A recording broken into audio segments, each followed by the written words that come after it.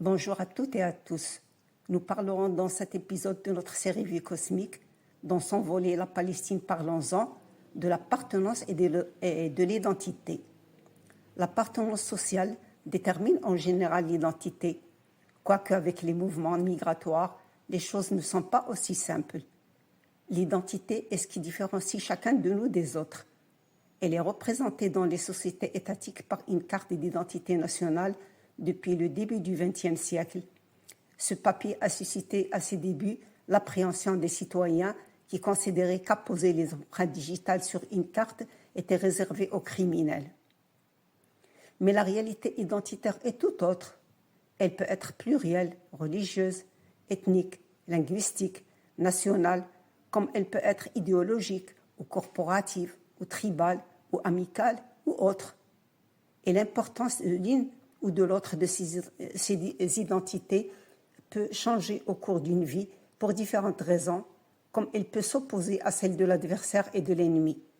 La donnée identitaire n'est ni statique ni innée, et ceux qui partagent la même identité peuvent développer des systèmes d'affirmation identitaire sacralisés, et toute présomption d'attaque suscite l'affirmation identitaire qui devient un acte de courage libérateur avec l'émergence de meneurs animés et de leaders qui scandent tout haut ce que les autres pensent tout bas, tout en promettant victoire et anéantissement de l'autre.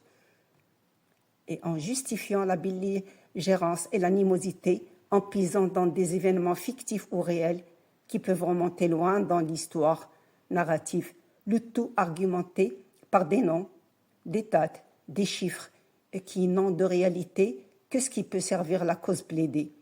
Et pour donner plus de crédibilité à un récit, il est possible de puiser dans des textes sacrés ou sacralisés des arguments qui justifient l'injustifiable, comme c'est le cas des colonies de peuplement qu'on croyait révolues depuis la fin de la Deuxième Guerre mondiale, mais qui persistent en Palestine, couplées à un apartheid et une ségrégation raciale qui n'épargne même pas les Palestiniens vivant en Israël. La destruction systématique par l'armée et les colons n'épargne ni l'humain ni le vivant en général, en bafouant les règles les plus élémentaires de la vie en général, sans parler des lois et des droits.